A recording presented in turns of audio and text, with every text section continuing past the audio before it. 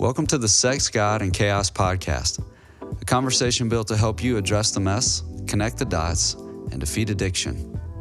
Doing your work matters because if nothing changes, then nothing changes. Life is tough and we're here to help. I'm your host, Derrick, and as always, I'll be joined by Roane Hunter. Let's jump right in. Well, we enter another year making a smart decision. Thank God Eva's here. You know, we're starting off the new year. This is special. Eva is a guest on her podcast, so I think maybe this is her New Year's resolution. I don't know. Well, full disclosure, we're just out for some more downloads. Really, we're a cheap date.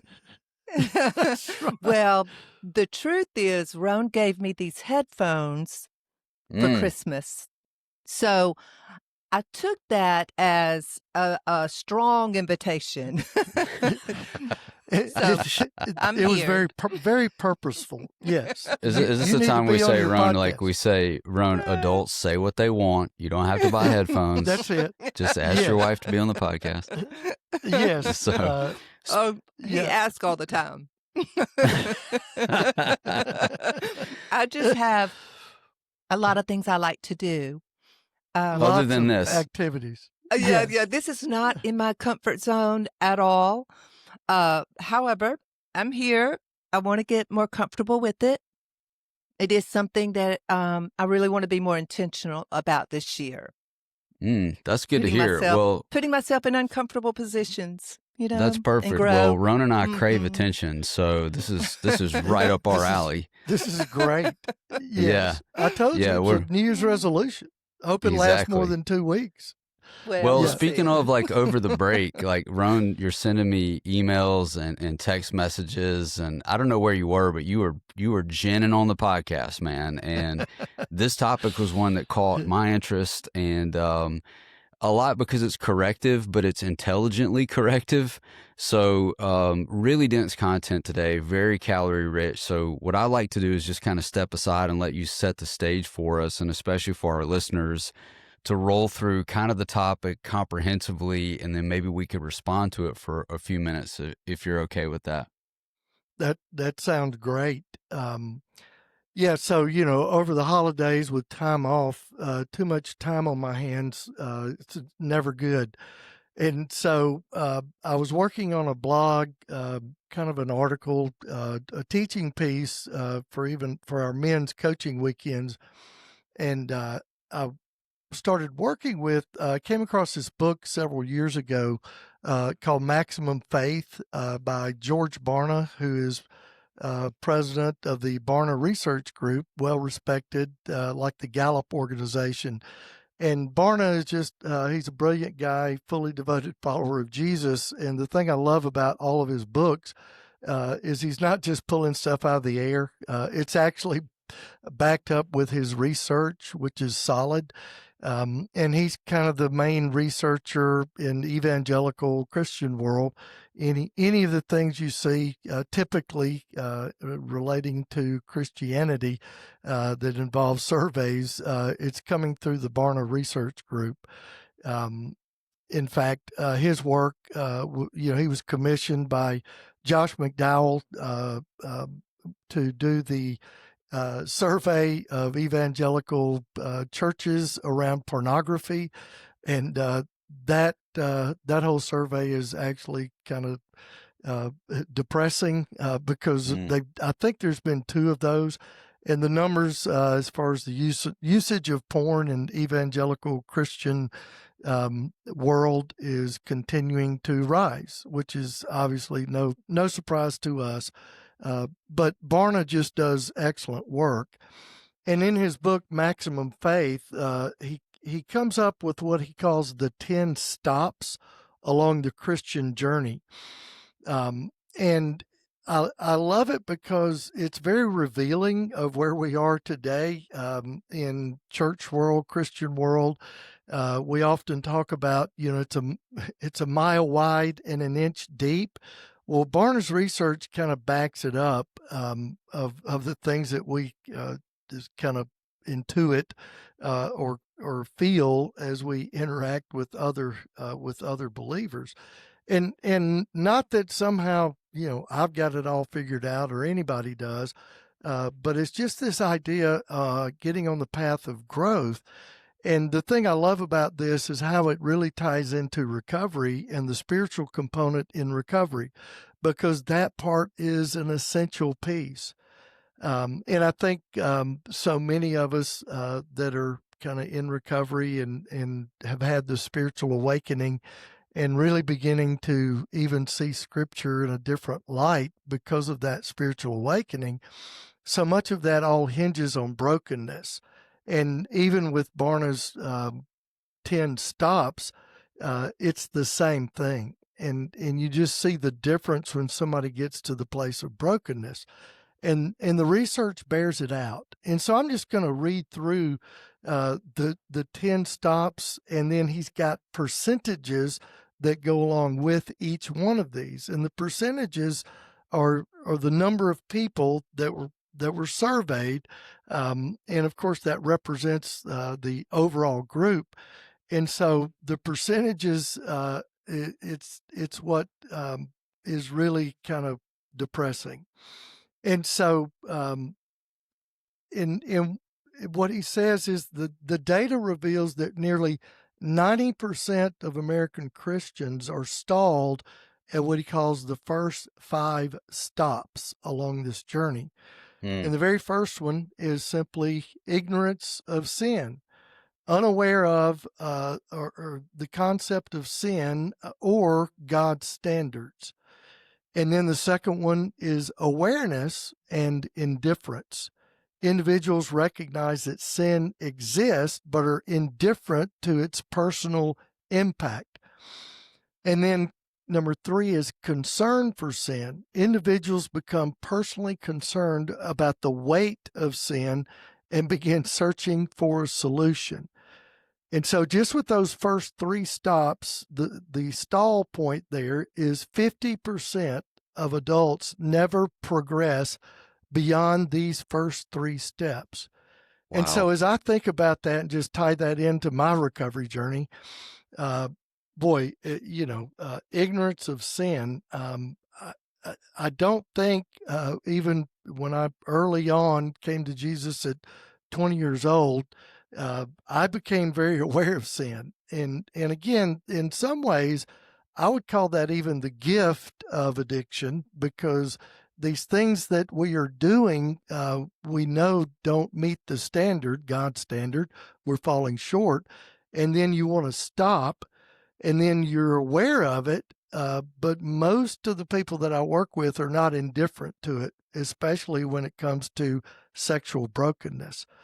And then the concern for sin, personally concerned about the weight of sin and begin searching for a solution. That's what drove me to begin to do the things that I heard from the pulpit, like read your Bible more, pray harder, all those things we talk about that we know don't work. But I was searching for the solution.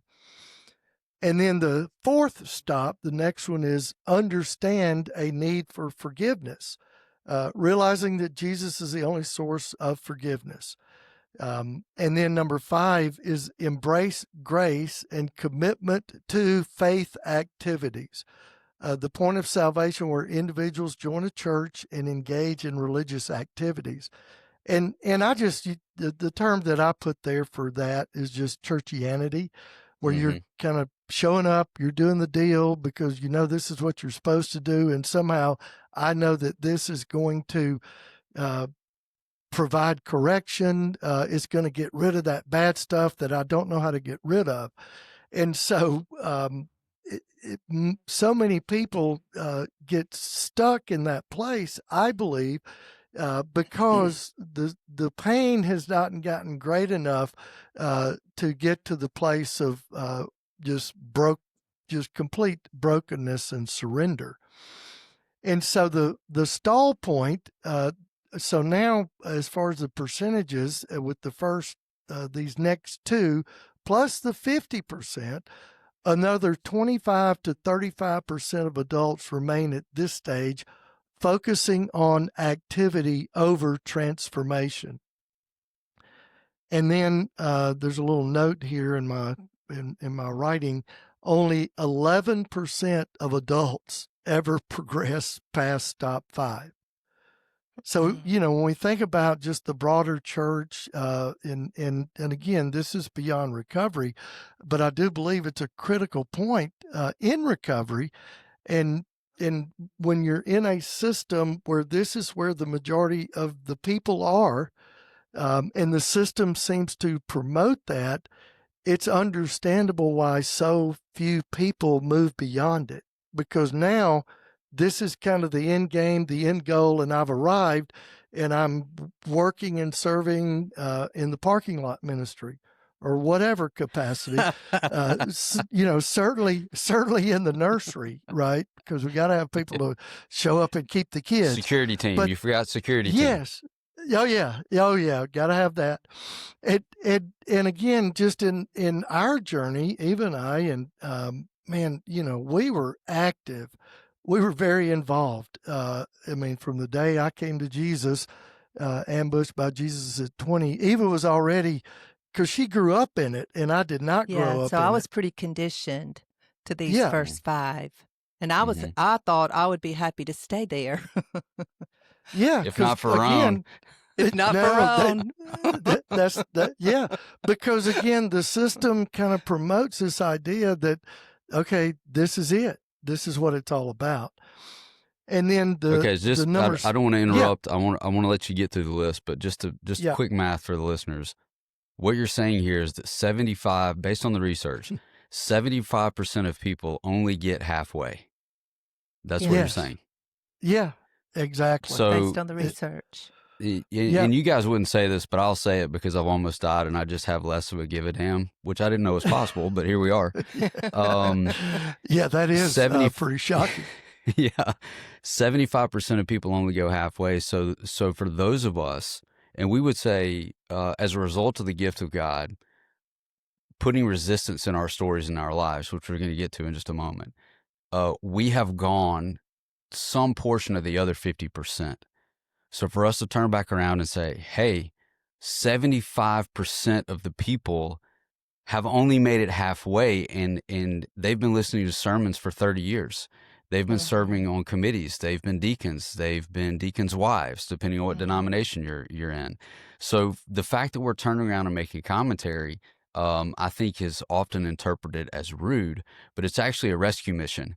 Like if you were only going halfway, or if the bridge only went halfway and I didn't turn around and warn you, then that's not very loving of me. So I think as we progress through the rest of this episode, I will acknowledge as well with you, Eva, that had God not put certain things in my life for me to go, whoa, that those first 5 worked until they didn't. That's right. Then I would also be in that 75%. I would probably still be a preacher. I would love to teach. I would leverage that for about a $250,000 career. And I really wouldn't care. The 75% are paying my bills. You know what I mean? Yeah. Right. But once you taste that other side, it's like the love of Christ compels us to turn around and make commentary. And that's kind of what we're doing today. This episode of Sex, God, and Chaos is brought to you by Hopequest Ministries, home of the Trek program, a 12-week residential recovery experience for men struggling with sexual addiction, pornography, or other life-dominating behaviors. If you've tried to change on your own and keep ending up in the same cycles, Trek is different. It's not a boot camp, and it's not a Band-Aid. It's a Christ-centered, clinically excellent environment where men learn to face the real story behind their struggle, to heal, not just to stop. Trek helps men uncover the emotional wounds, patterns, and beliefs that keep them stuck, and then rebuild their lives on truth, accountability, and grace. It's designed for men who want freedom that lasts, not just from addiction, but toward purpose, integrity, and restored relationships. I've seen what happens when a man finally stops pretending, gets honest, and lets God rebuild him from the inside out. That's what Hopequest does every single day. If you or someone you love needs help, don't wait for rock bottom. Visit hopequestgroup.org to learn more about the Trek program and talk with someone who understands what you're walking through. That's hopequestgroup.org, because real recovery isn't about hiding the chaos. It's about finding hope in the middle of it. Absolutely. Yeah. Mm-hmm. And it's one of the reasons I always say I thank God for the gift of my sexual addiction. And in some ways, I think we have to begin to reframe this bad thing in our life is actually maybe, kind of God's plan A for our lives. And then we move into a place of gratitude, which moves us further along the stops to get to the ultimate desired outcome of putting on the nature and character of Jesus. That's the goal in all of this. And so, stop number 6 is spiritual discontent, a period of dissatisfaction where safe religious routines no longer feel sufficient. It's been called many things, such as the dark night of the soul, questioning God, wrestling with God. We see this all the time. Anytime I talk about that or go down this path, I always think of the movie Forrest Gump when Lieutenant Dan climbs the mast on the shrimp boat, and he's angry because he lost both legs in Vietnam, and he's having it out with God. And then Forrest says, and God showed up, right, in the form of this horrible storm. What a metaphor, though. And the thing of it is, this is part of every person's journey. But we've got to begin to put ourselves in a position to even question God. Why do bad things happen to good people? And then the inverse is, why do good things happen to bad people? So much of the text is actually written to raise questions to take us deeper into the story. And then we may not number 7. Oh, I'm sorry. go ahead. We may not understand, the story. In the beginning, we may not understand it, especially as a partner, right? That oh yeah, I can't really move away. For me, it was a longer journey getting past step 5 because of just the destruction of the disclosure, the discovery, the destruction of it. It took me a long time to get past that step 5. And even we're on step 7 now, personal brokenness. I could not see my own at all. I could not see that I had made our relationship my idol. And God said, oh no, this will not be your idol. I will be who you worship, not your relationship, not your marriage. So, but it takes for me, it took a long time to get there. Yeah, I've actually, Eva, I've heard you say that before, and I appreciate and respect your vulnerability and honesty there. I hear maybe a little bit of self-judgment there, so I wanted to come alongside you and say, I think part of the Bible that we should teach the 75% more, I know it would have helped me, is, when a disciple is told, there's going to be a point in your life where you're going to be bound up and somebody's going to take you where you don't want to go, but it is necessary. I think that teaching might revolutionize the 75% to say, okay, I don't want to go there. I'm not going to get accolades or Christian of the Year. Lottie Moon is not going to visit my congregation over Christmas and say, we have found the Christian, Yes. But in the same respect, to be able to understand, if Romans 8:28 is true, that God uses all things together for the good, then it must include the things that I don't want, the things that I'm not proud of, the things that were done to me, the things that were done through me. I just imagine how freeing would it be for those of us, and especially as we're turning over a new year, man, that regret and shame and resentment monster jumps on us in the months of January and February. But the people who are in church who are trying to decide right now, am I going to go to step 6 if they're learning about this today? I think maybe Eva, you and I represent, because Roane was always a hellraiser, but didn't grow up in church.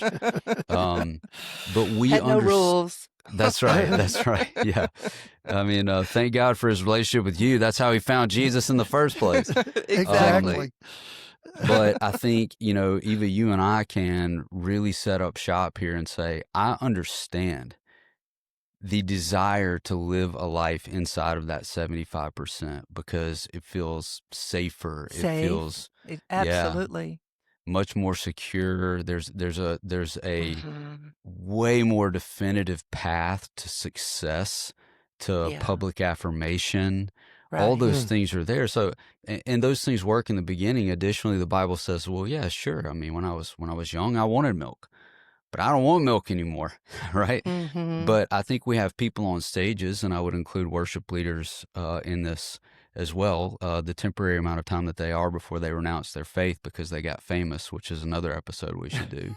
The people that we have on stages are saying, oh, yes, you want milk, and yes, I will provide it for you. You know, we're from the government, and we're here to help. Mm-hmm. That's exactly what we experience in church. Yeah. So I want to stop and say I feel a kindred spirit with you in that, and I would imagine roughly 75% of our audience, even in the brokenness and pain they've experienced, are probably asking the question, why can't we just go back to being part of the 75%? Yeah. Right? Right. Oh, yeah. Exactly. Yeah. Yeah. And I do Mm. think, and I know Eva will confirm this, but so often when all hell breaks loose and everything hits the table, so many partners they knew in some way that things weren't quite right, but it's that kind of safe space of status quo, and now all hell is broken loose, and so and I think again, uh, it's God's plan A, and He rattles our cages because He is a jealous lover. And if you're in a relationship with somebody that has like now everything's come out, discoveries happened, and then that person is repentant, is humble, is contrite, and is willing, then boy, you've probably got the best shot you could ever have at having something that you'd never even imagined. However, most of the time in the beginning, those adjectives that you just used, someone who's humble, someone who has a contrite heart, I don't think that happens right away, Yeah, right? absolutely. Yeah, because Yes. they're very emotional. What I see and what from my own experience, there's a lot of emotional dysregulation on both sides. Oh, And yeah. those are, those are fruits of the spirit that have to be worked out. And and it is hard for a partner to hear being in the beginning when discovery happens. It's hard for her to hear, or him, if he's the partner, that all things work together for good. Because that's not what we ever thought. We really, Yeah. I was under um, the the leadership or the teaching that because I was a believer, I was protected. And is that true? Yes, I was. But I didn't. But in my American mindset, I thought that meant nothing bad was going to happen to me. And it's immature thinking, right? It's very immature spiritual thinking. But I didn't Yeah. know that. Yeah. It does Oh, draw yeah. a crowd, though. It certainly does. does. If It you'll come to does. our building, listen to our sermons, if I you'll know. join I up and give know. money, you got the best shot of getting out of here alive. Like, dude, nobody gets out of here alive. That's No. that's not how it works. Right. Oh, yeah. And I think, that part of it, certainly I wouldn't want to be disrespectful. So, also I'll be the guy to lead out on this episode and say, when I sit with couples, I look at the man and I'm like, hey, bro, I don't even know that you're to step 2. So Yeah. don't look at your wife and say, oh, let's live Right. a step 6 through 10 life. God's going to use this. Like, Yeah. don't give me that crap. Right. You don't No. believe Yeah. that. We probably would. You wouldn't be sitting in this office if you even gave like half of a try at steps 1 through 5. So, Right. Oh, yeah. that humility, that contrite spirit, those things that the Bible so clearly outlined, we got to go back and grab that before we start doing any of this language Amen. about, That is the hey, truth. when you Yeah. going to let me off the hook for this? How long are you going to make me pay for this? But, all that Yeah, stuff is yeah. because this man, because I sit with men and I will say this is the man's problem. I've never had any sort of authentic relationship with any spiritual authority in my life. And that has gotten me here. and that's Uh-huh. on me, right? Yeah. So yeah, I think, and I think we could spin out, certainly Roane and I could spin out on how that's the church's fault. And I think a lot of it is. But we don't want to do that in a way that would avoid personal responsibility. And I feel, Roane, I may be wrong to throw it back to you here. I feel that you're saying this list involves a lot of personal responsibility. It's your Oh, job. yeah, totally. Yes. You know. And it is, as Eva said, it is ultimately, and we say this all the time, what you have to look for is the willingness. I'm willing to be willing, as Dallas Willard would say. I'm willing to do the work. I'm willing to engage in the process, and I'm willing to grow and change. And as Eva said, when discovery happens, all this is going down. Everybody is emotionally regulated. I mean, the partner didn't sign up for it. Dysregulated. Yes, dysregulated, completely dysregulated. The partner did not sign up for it, and certainly, and that's where the betrayal trauma comes in. And you've got to work on that side of the fence, on the healing process, and then I've got to work on the side of the fence with the guys to begin to engage in a process of growth, and growing in intimacy. And that's like the only way that happens is where you practice and you get involved in authentic community with other men, and you're beginning to experience vulnerability. You're beginning to actually feel empathy. Empathy is always the caboose on the train that comes last, because we've spent so long cutting off our feelings and trying to avoid those. And empathy is feeling with. Well, if I don't know what I'm feeling on the inside, I certainly don't know what you're feeling.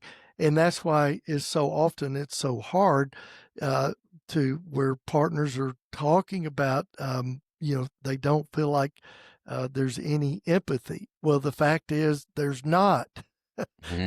He's learning that skill, and all of this takes time.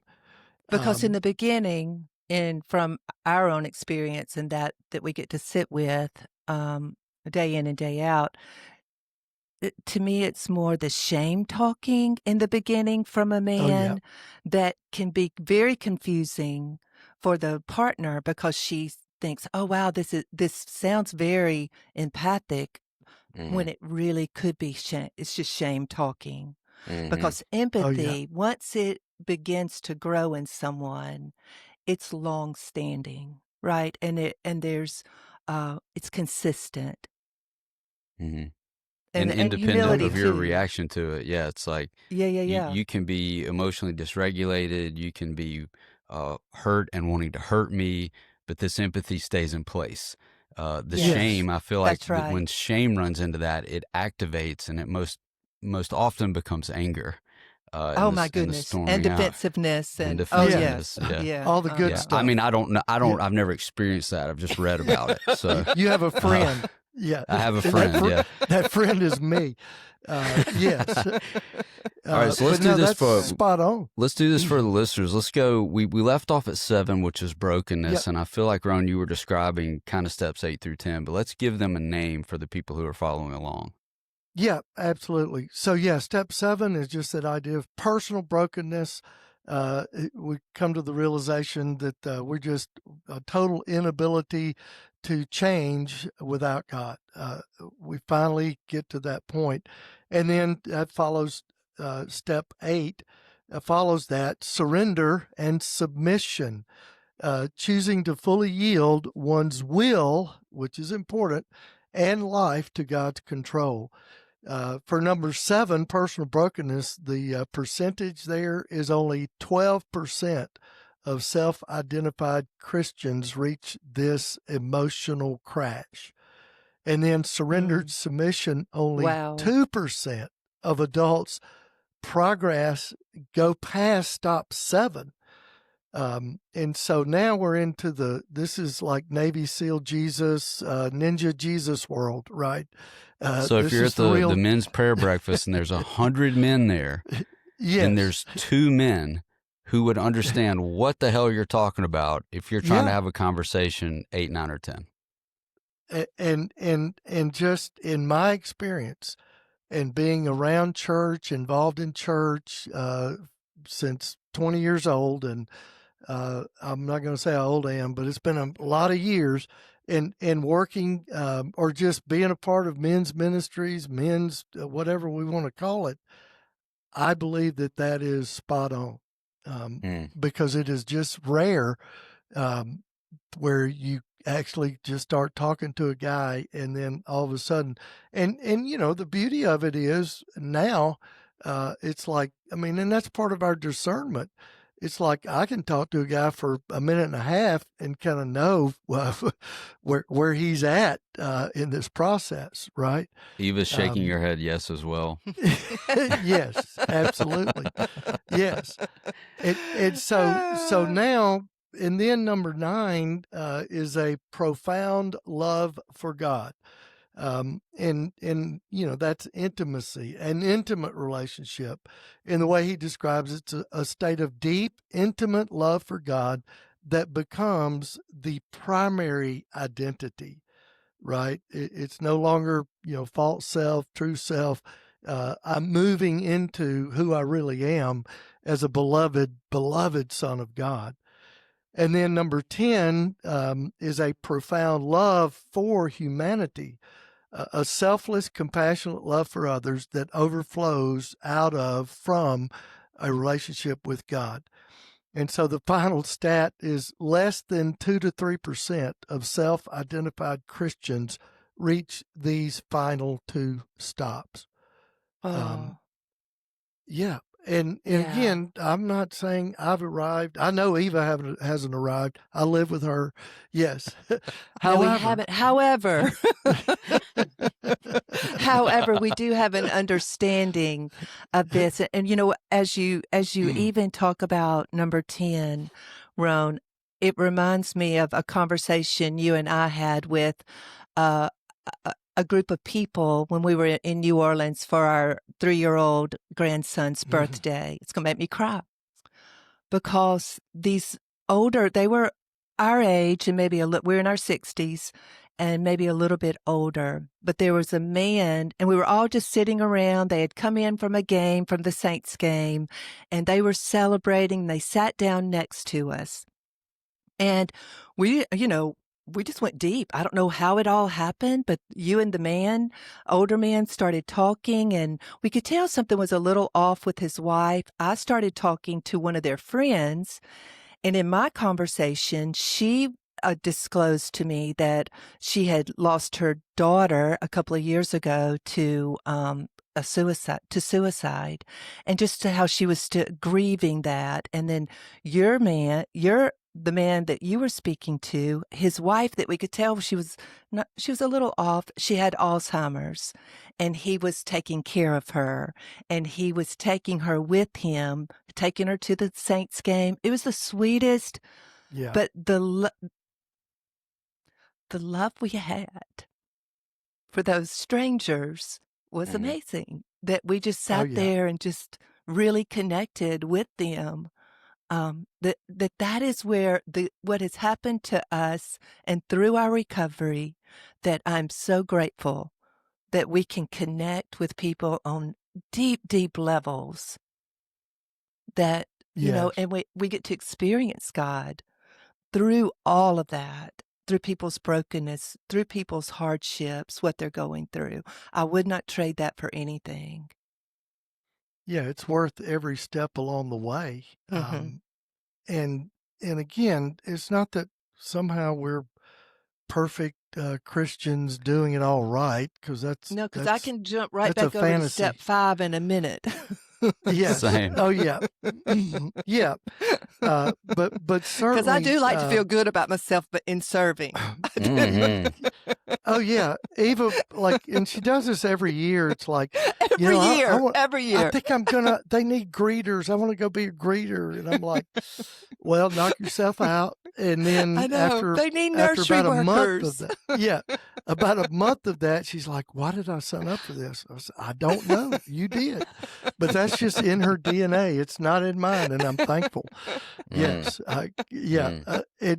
so, but I do think this profound love for humanity, And for God, through God. for God, well, that's stop 9 and stop 10. But it's amazing how this really mirrors the 12 steps. Because having had a spiritual awakening, and now we carry this message to others. And I know for us, it's just been, I mean, we've been living that out for many years. And then there's no greater joy, no greater blessing.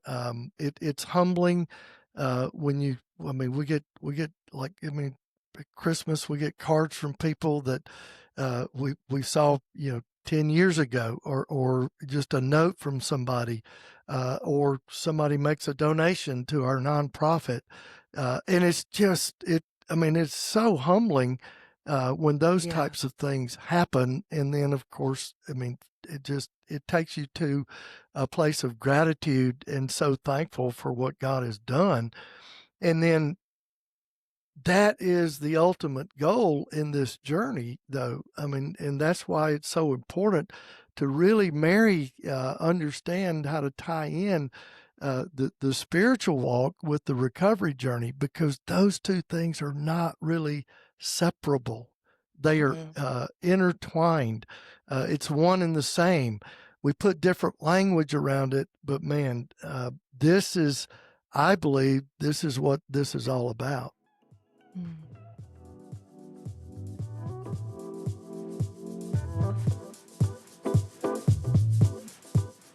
To learn more about what you've heard today and to engage with the Sex, God, and Chaos team, visit sexgodchaos.com.